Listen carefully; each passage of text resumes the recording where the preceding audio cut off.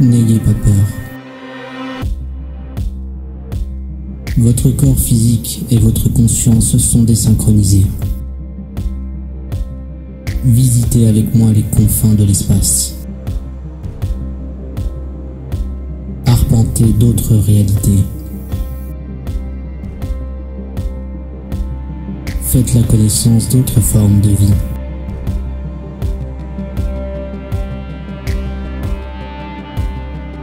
Bienvenue dans Expérience intermédiaire.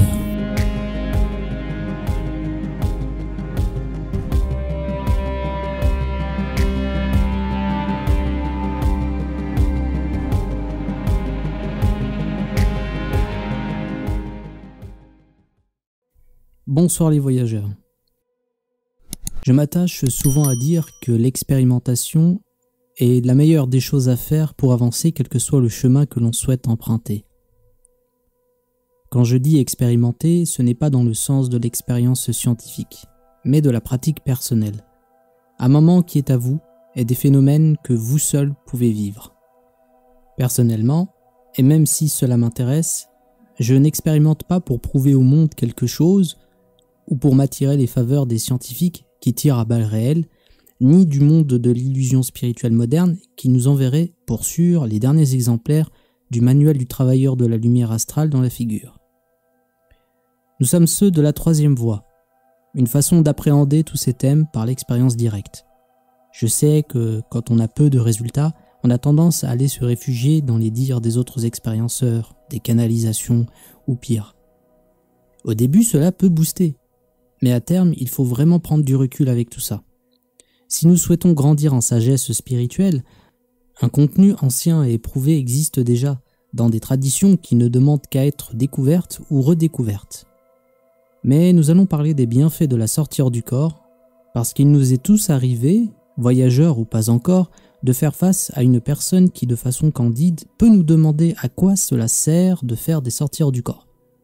Et de façon quasi suffisante, voire moralisatrice, enchaînée par un « la sortie hors du corps, on n'a pas besoin, on doit être ancré à la terre, à quoi cela sert? On risque juste de perdre pied ». Dans notre milieu, vous aurez toujours ce genre de personnes qui, pensant bien faire, énuméreront des pseudo-arguments alors qu'ils ont vécu zéro expérience. Après, chacun peut avoir un avis, c'est pas vraiment un problème. Mais même en spiritualité, nous voyons ce genre de comportement, car n'oublions pas, les relations entre les humains sont pour l'instant réglées sur un modèle dominant-dominé. Moi je sais, alors que je n'ai rien vécu, et toi tu es forcément dans l'erreur. C'est un schéma quasi religieux et personnellement j'évite de répondre. Je n'y gagne rien et la personne se fait son expérience de la vie, alors s'il est heureux avec ça, pour moi c'est ok. Mais voyons les 5 bienfaits de la sortie hors du corps. En tout cas, j'y vois 5, on peut y voir beaucoup plus. Mais il faut bien une fin à cette vidéo. La sortie hors du corps pour mieux s'ancrer. Et oui, on va casser un peu cette image. Ce n'est pas parce qu'on visite d'autres plans qu'on est des zinzins. Cela va dépendre de notre structure mentale de base. Mais je remarque autour de moi que les personnes qui font des sorties hors du corps sont plus stables psychiquement et plus ancrées à la vie dans la réalité physique. Nous ne sommes plus dans une quête vers un nouvel âge réminiscent. Nous avons l'expérience pour dire que notre réalité physique est déjà merveilleuse dans la manifestation de ses forces, de sa nature, de ses beautés, qui nous entourent ici ou dans le cosmos. On prend la mesure de cette beauté et de cette perfection. Bien sûr, on ne peut pas généraliser, d'autres voyageurs qui auront une structure mentale religieuse ou super mystique auront tendance soit à y sombrer encore plus, soit à se déprogrammer avec le temps et les expériences. La sortie hors du corps pour un point de vue global. Cela nous amène irrémédiablement à avoir un point de vue global sur l'état de la civilisation. Je ne sais pas pour les autres, mais j'ai tendance à n'avoir aucun intérêt pour les sentiments d'appartenance religieuse, ethnique, culturelle et nationale. Ces morceaux qui semblent être les composantes d'une personnalité terrestre ne le sont pas véritablement. Je ne suis pas une religion, je ne suis pas un pays, je ne suis pas une équipe de foot. Autant de pensées d'égrégores qui nous prend beaucoup d'énergie pour rien. Attention, certains ont quand même leur utilité, mais cela dépend des époques et je parle d'un point de vue spirituel. La sortie hors du corps, c'est aussi l'ultime introspection.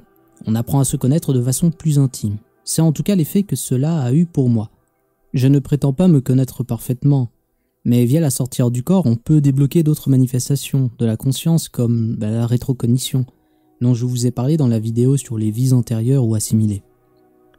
J'ai ajouté le superlatif ultime dans le sens où cette connaissance de soi déborde dans le domaine multidimensionnel. En 4, nous sommes moins stressés de la vie?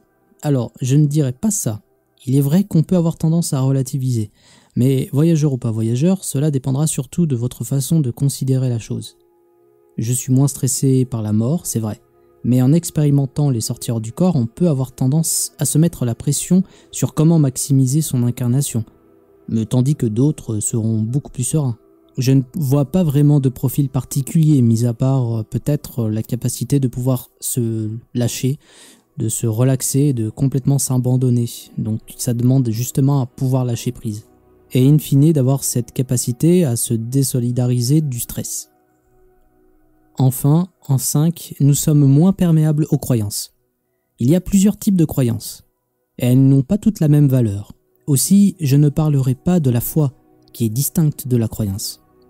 La croyance classique, qui consiste à accorder sa confiance envers une idée sans pour autant l'avoir vérifiée, est une des plus basses formes de connaissance qui existent. Elle peut être la source de production de connaissances si elle suit un cheminement rationnel et expérimental.